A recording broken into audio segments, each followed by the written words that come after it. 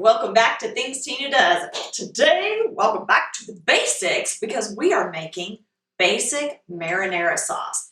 And we are going to start with our pan on about medium. 1 tablespoon of oil down. You can use, I like to use olive oil when I'm cooking Italian. Use what you want. All right, in is going to go our onion, and we are going to kind of sweat these onions out a little bit. We want to cook them down till they're about translucent, just almost to that point in time. Okay guys, our onions are translucent. We're going to go ahead and add our garlic.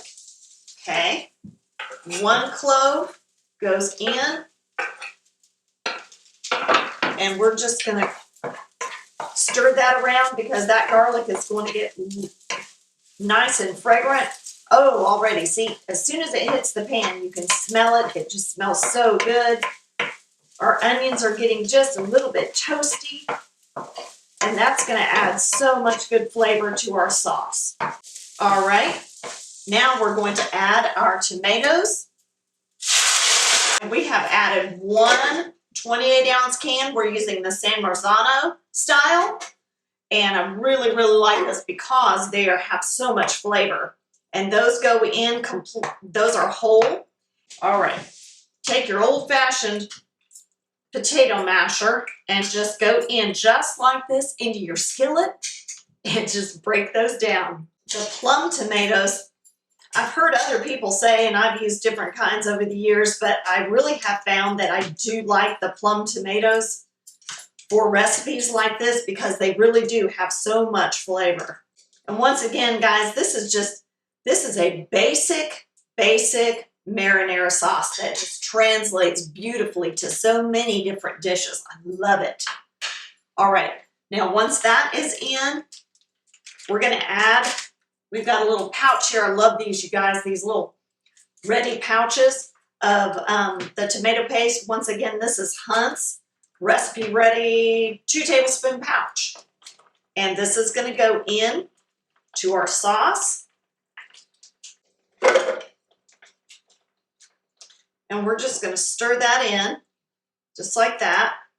All right, guys, we're going to incorporate that tomato paste right there into our sauce. Now we're going to bring this down just a little bit on our heat to a medium-low and let that just simmer gently. And while that is beginning to simmer, we're going to add our spices. And if you haven't seen that video, guys, make sure you check out my basic Italian seasoning blend. Love this, you guys. And we're going to go in with, just make sure that it's all incorporated in there. Give it a little toss like that, right? And we're going to go in with 2 tablespoons of our basic Italian seasoning. Now, remember, I've made my own. So if you did not see that video, make sure you check that out so that you know what goes into here, because that's what's going into here. And I'll link that video for you guys so that you can find it easily, okay? Now, we'll get that stirred in there into our sauce. Oh, I heard this smells so good. So good. Final thing we're going to add is just a little bit of coconut sugar. I don't know if you guys, if your grandma or whoever cooked a lot in the kitchen, but little old trick that a lot of people used to do whenever they would use, especially canned tomatoes, but a lot of different canned foods, they would add a little pinch of sugar. And what that does is it evens out the acidity from canned foods and brings that flavor back to life.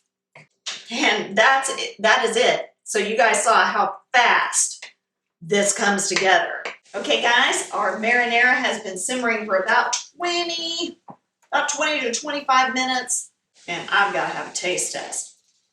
Breadsticks, if you didn't catch that video, make sure you check that one out. Better than Olive Garden. Oh man, that's the stuff right there, you guys. I could eat that with a spoon.